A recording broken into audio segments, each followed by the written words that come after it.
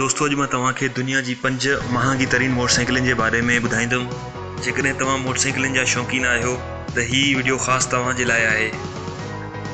दोस्तों ॾिसंदा रहो नॉलेज हब। पहिरें नंबर ते आहे कोन 49। हिन बाइक खे दुनिया जी बहितरीन डिज़ाइन जो अवॉर्ड भी मिली चुको आहे। हिन जी रफ़्तार एतिरी तेज़ आहे ॼण तव्हां हवा सां ॻाल्हाए रहिया आहियो। हिन मोटरसाइकिल खे असांजे फ्यूचर या मुस्तक़बिल सां बि जोड़े ॾिसी रहिया आहिनि। मतिलबु ईंदड़ वक़्तनि में तव्हां हिन मोटरसाइकिल खे सड़क ते हलंदे ॾिसंदव। हिन मोटरसाइकिल जी क़ीमत लॻभॻि 2 करोड़ रुपया आहे। अॼु ॾींहं ताईं इहा मोटरसाइकिल सिर्फ़ु अमीर माण्हुनि वटि ई आहे। Lotus C01। जेकॾहिं मूंखे चॉइस ॾिजे त मां 5 मोटरसाइकिलनि मां हिन मोटरसाइकिल खे ख़रीद कंदुमि।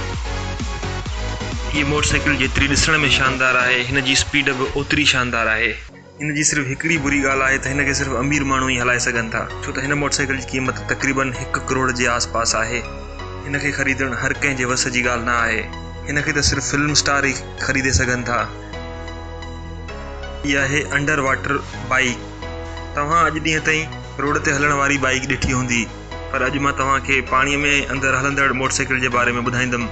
हिन में ऑक्सीजन सिलेंडर लॻल हूंदो आहे, जंहिंसां तव्हां आराम सां साहु खणी सघो था। पाणीअ में अंदरि मच्छियुनि सां गॾु तव्हां ड्राइविंग करे सघंदव। BMW 1150 jet. हीअ मोटरसाइकिल BMW कंपनी ठाही आहे। हिन में हर लेटेस्ट टेक्नोलॉजी मौजूदु आहे, जेका ॻाल्हि हिन खे ॿियनि मोटरसाइकिलनि खां मुख़्तलिफ़ बणाईंदी आहे। हिन खे BMW असांजो मुस्तक़बिल ध्यान में रखी बणायो आहे, जंहिंमें हर जॻह टच स्क्रीन लॻल आहे, जेको तव्हांजी मोटरसाइकिल खे आरामदायक बणाए छॾींदो। हीअ पंहिंजे तिर्ज़ जी बहितरीन मोटरसाइकिल आहे। Suzuki biplane concept bike.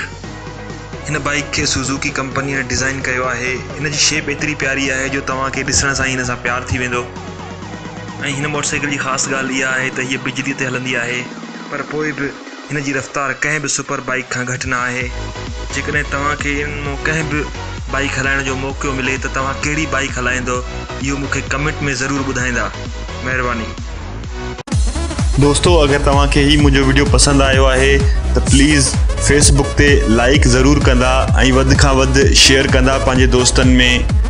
वॾी महिरबानी।